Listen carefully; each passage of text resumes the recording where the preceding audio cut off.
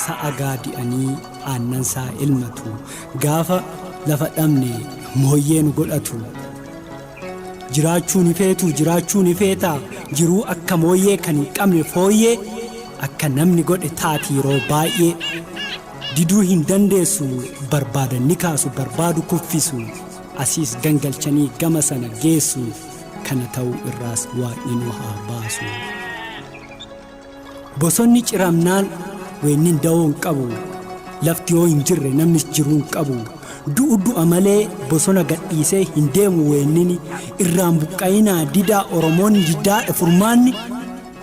lafarraa buqqaanee sila eessa dhaqnaa maarsii moo addeessa kamirra qubanna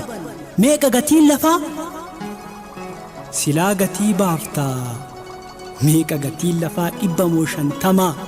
lafti lafee keenya maallaqaan shallaguun hin ta'u gonkumaa gatiin lafee meeqaa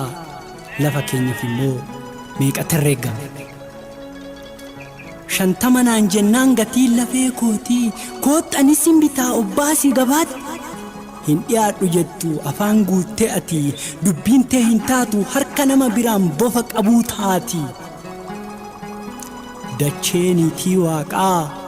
Atsilaani beektaa dubbadhu mee haqa meeqansi gurgurru gatii kee nutti mi dhibbi yoo guddate hingaa 50 nagaha yoo jette qabeenyi ummataa qabeenyi hawaasaa kan lafarra jiru duudhaa fi afaansaa yoo sirraa buqqa'e eessa ol kaawwata maatii fi ilmaansaa gaafa lafa dhabne karra namaa eegna balbalarra teenyee sareedhaan qixxaanna nutti kutanyaannee dhabnus qooqa bullaa wanta taanee hin beekne jiraachuudhaaf malla dachee ansi waaman jira maaliif hin dubbattu sagalee dhokfattee kan dubbii sodaattu gara laafettii koo hojii keenya laaltee silaan hin jibbitu yoo dirra kees qonnee callaa calleessinu silaan hin komattu dhibbaansi gurguruu booda hin gaabbitu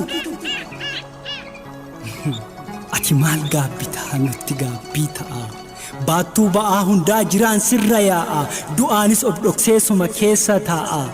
silaa hin dadhabduu sitti feenus ba'a gatiin oolmaa keetii maaf gurgura ta'a 150 nutis sin gurgurru sirra qonna malee qarshiin sin jijjiirru otuma si qabnuu kunoo ni beelofna nu dhaqqabaa jennee addunyaatti iyyanna rakkoo keenya hundaa situ nuuf kafana gaafa si dhabne moo dachee akkam taana yoo lafti hin jirre marguu nuuf hin margu gaaf gaddaaf gammachuu lammii waliin argu lafatu biqila biqilchee midhaan nu nyaachisee lubbuudhaan nu tursa du'aa keenyas dhoksee biyyee itti uwwisee allaattirraa tiksa meeqaa gatiin lafaa lafti lafee keenya jedha Oromoonuu lafaaf yoo mammaaku lafalleen kabajee kennaaf hiikka lakkuu lafti qabeenya ummataati ummataa olitti qabeenya waaqati tasan jijjiiramu qabeenya dhuunfaatti kan dhuunfaa taatisuuf hin carraaqinati lafa ofiif mormaa yoo du'an irratti duuti lafaaf du'an qixxee hirribati boolla takkittiitti aallaman dhaanamnu lafa dur dhabneefuu hirriba hin qabnu isa duraatifuu gaaffii qabna sirraa inni nu biqiftee nu awwaalte jira inni malaan dhiibdee nu baafte handhuuraa kanaaf akki gootu hin yaadin kan biraa dabareen kan kootiin na dhaga'i har'a inni qotee bulaa irraa ari'atee gamoo ijaarrate irraa nuufaa ka'u darsa saararatee kan duraa qabate